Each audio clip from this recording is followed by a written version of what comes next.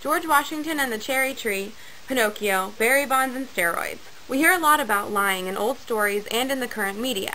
Every kid has lied once in their life. Nobody wants to be blamed for the broken lamp, so they blame it on their siblings. In the communication world, this is called the interpersonal deception theory.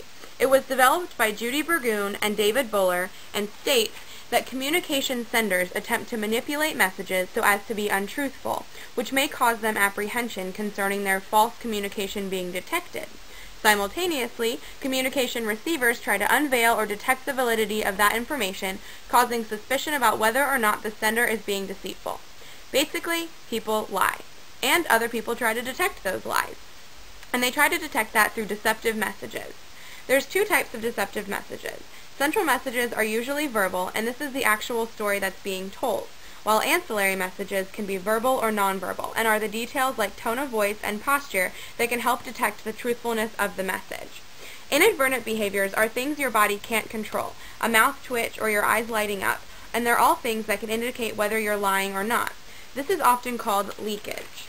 There's also something called the Othello error, which means the fear or stress of being disbelieved are misinterpreted by the other person as evidence of lying. However, what they think is lying is actually just the person's fear of being disbelieved. What it comes down to is nervousness. We've all had a really important interview, or we've been interrogated by our parents, and it might seem like we're lying when we're actually telling the truth. The nervousness can be a part to that. This is also a humanistic theory, which means we've all done it. Unfortunately, some people have lied and been caught in the public sphere, which has led to their downfall.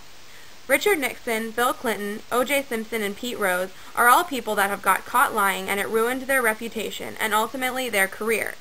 Today, I want you to use your newfound knowledge of the interpersonal deception theory to decide whether you think another person in the recent media is being truthful or not.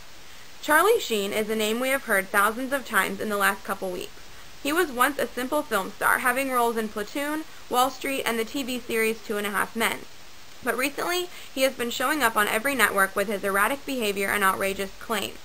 Today, I'm going to show you some pictures and actual quotes of Charlie Sheen, and I want you to decide whether his verbals and nonverbals point to him lying or to him being truthful. I remember when I lost my mind. There was something so pleasant about that place. Even your emotions have an echo in so much space. And when you're out there without care, yeah, I was out of touch. But it wasn't because I didn't know enough. I just knew too much. Does that make me crazy? Does that make me crazy? Does that make me crazy? Possibly.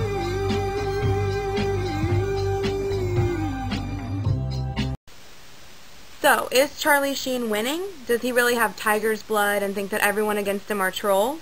Or is he winning people over with his lies?